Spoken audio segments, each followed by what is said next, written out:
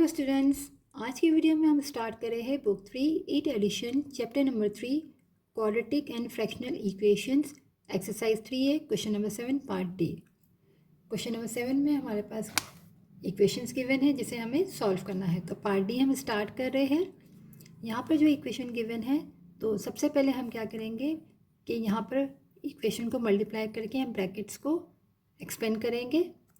तो left hand side पे यहाँ पर d को जब हम d से मल्टीप्लाई करेंगे तो हो जाएगा हमारे पास d स्क्वायर माइनस 4d, और राइट साइड पे 2 को d से करेंगे तो 2d प्लस 2 7 सा 14। तो हमने क्या किया कि ब्रैकेट्स को हमने एक्सपेंड कर दिया। अब हम क्या करेंगे कि जो राइट साइड पे वैल्यूज़ हैं उनको भी हम लेफ़्ट पे शिफ्ट कर देंगे।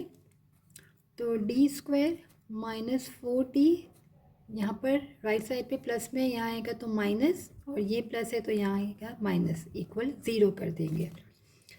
अब यहाँ पर दोनों वेरिएबल सेम है, d है और पावर दोनों की 1 है, तो इसको हम आपस में एरो सब्ट्रैक्शन कर लेंगे। d स्क्वायर दोनों की साइन माइनस है, माइनस इंटू माइनस दोनों को हम ऐड करेंगे और साइन माइनस की आएगी। 4 और 2 हो गया 6d, और साइन माइनस की माइनस 14 इज इक्वल टू 0। अब ये हमारे पास इक्वेशन सॉल्व हो गई है, यानी कि हमने क्वाड्रेटिक इक्वेशन की फॉर्म बना ली है। और हमारे पास स्टैंडर्ड फॉर्म क्या होती है, ax square plus bx plus c is equal to 0। तो ये चीज़ हमने पावर 2 पावर 1 और कांस्टेंट टर्म आ गई। अब हम इसको सॉल्व करेंगे, यानी कि d की वैल्यूज़ को फाइंड कर लेंगे। तो यहाँ हम जो मेथड अप्लाई कर रहे हैं वो कंप्लीटिंग स्क्वायर मेथड कर रहे हैं।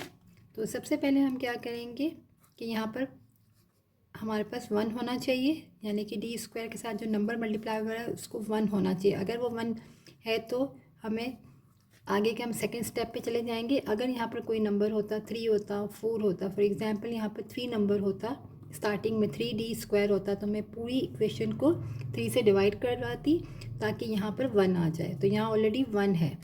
तो अब सेकेंड स्टेप क्या होता है हमारा कि कॉन्स्टेंट टर्म को हम राइट साइड पर मूव करते हैं। हमने कर लिया। अब हम क्या करेंगे, यहाँ माइनस है तो हम माइनस वाली आइडेंटिटी अप्लाई करेंगे। a minus B whole square is equal to a square minus 2ab plus का b स्क्वायर। अब हमारे पास लेफ्ट साइड पे 2 टर्म है, यानी कि ये टर्म और ये टर्म है। हमें b टर्म फाइंड करके ऐड करनी है। और b टर्म हम कहाँ से फाइंड करते हैं, ये माइनस 2ab है, यानी कि इसी के में हमारे पास b की टर्म भी है, a की भी है। तो हमारे पास जो यहाँ पर नंबर होता है, जो वेरिएबल की पावर जैसे 1 है, यहाँ स्क्वायर है, यहाँ 1 है, तो 1 के साथ जो नंबर होता है, जैसे यहाँ पर 6 है, हम लिखेंगे 6 को हम मल्टीप्लाई कराते हैं 1/2 से। चाहे यहाँ कोई भी नंबर हो, उस नंबर को हम मल्टीप्लाई कराते हैं 1/2 से। तो 2 1 ज़ा 2, 2 3 ज़ा 6, तो हमारे पास बचा 3। तो हमारी बी टर्म आ गई है 3। तो हम यहाँ ऐड करेंगे 3 का होल स्क्वायर लेफ्ट साइड पे। तो a का स्क्वायर माइनस 2a हमारे पास डी है, और बी टर्म हमारी आ गई है 3।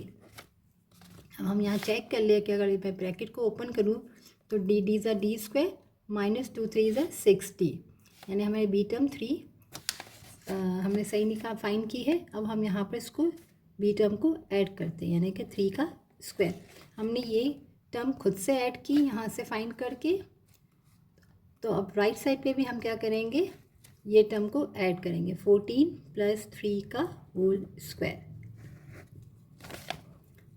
यहाँ हमने ऐड किया तो हमने यहाँ पर भी 3 का होल स्क्वायर राइट साइड पे भी ऐड किया। अब यहाँ पर हमारे पास ये टर्म बन गई है a square minus 2ab plus b square.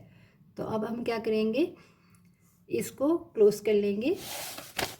तो यहाँ पर हमारे पास लेफ्ट हैंड साइड पे a हमारे पास क्या है, d आ गया है माइनस, और b क्या है हमारे पास 3 का होल स्क्वायर। हमने ब्रैकेट में क्लोज कर लिया है इक्वेशन को, इज़ इक्वल टू यहाँ हमारे पास राइट साइड पे 14 है और 3 का स्क्वायर करेंगे तो 9।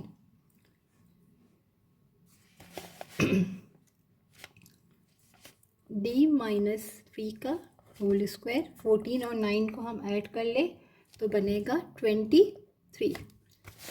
अब यहाँ पर से स्क्वायर को हम हटाएंगे तो क्या करेंगे, स्क्वायर रूट बोथ साइड, क्योंकि हमें स्क्वायर यहाँ से कैंसिल करना है तो हम क्या करेंगे, स्क्वायर को कैंसिल करने के लिए हम स्क्वायर रूट बोथ साइड करते हैं, और अगर स्क्वायर रूट को हमें कैंसिल करना होता है हम स्क्वायरिंग बोथ साइड करते हैं। तो हमने यहाँ लगा दिया स्क्वायर इज इक्वल टू, जब हम स्क्वायर रूट लगाते हैं तो प्लस माइनस √23 हो जाएगा। ये कैंसिल हो गया क्योंकि पावर स्क्वायर है और रूट का मतलब हाफ होता है, जैसे कि d-3 के ऊपर स्क्वायर है और हमने लगाया रूट यानी स्क्वायर रूट यानी हाफ, तो ये 2 से 2 कैंसिल हो जाता है। तो यहाँ आ गया d-3 is equal two plus minus √23। अब -3 को हम वहाँ शिफ्ट कर देंगे क्योंकि हमें d की वैल्यू फाइंड करनी है, तो यहाँ नेगेटिव में तो यहाँ प्लस हो जाएगा 23। अब यहाँ पर सेंटर में प्लस माइनस है तो हम एक बार प्लस के साथ और एक बार माइनस के साथ वैल्यूज़ फाइंड कर लेंगे, तो d की 2 वैल्यूज़ आ जाएगी। d is equal to 3 plus square root 23, d is equal to 3 minus square root 23।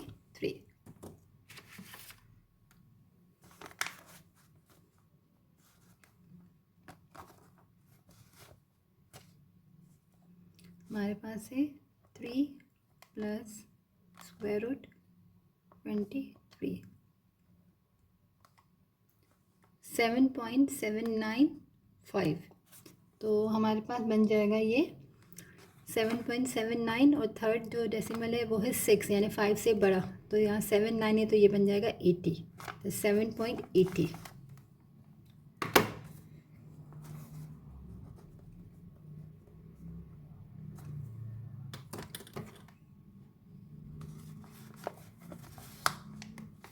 Second value हम फाइंड कर लेते हैं।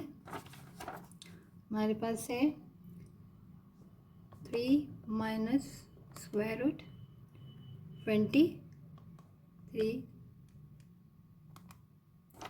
माइनस 1.795 है, तो ये भी हो जाएगा -1.80, क्योंकि 1.79 है थर्ड 6 से, तो हम 1 को ऐड कर लेंगे तो 1.80 -1.80 हमारी दूसरी वैल्यू आ गई। ठीक, तो यहाँ पर हमने सबसे पहले क्या किया, हमें सॉल्व करनी थी इक्वेशन को, तो सबसे पहले जो ब्रैकेट्स है उसको हमने ओपन किया और सबको लेफ्ट हैंड साइड पे लिया और इक्वल 0 कर दिया इक्वेशन को। फिर जो सेम वेरिएबल थे उसको आपस में एड एंड सब्ट्रैक्शन कर लिया हमने, और ये हमारे पास क्वाड्रेटिक इक्वेशन की फॉर्म आ गई, पावर 2 पावर 1 और कांस्टेंट। फिर हमने इसको कंप्लीट स्क्वायर मेथड से सॉल्व कर लिया।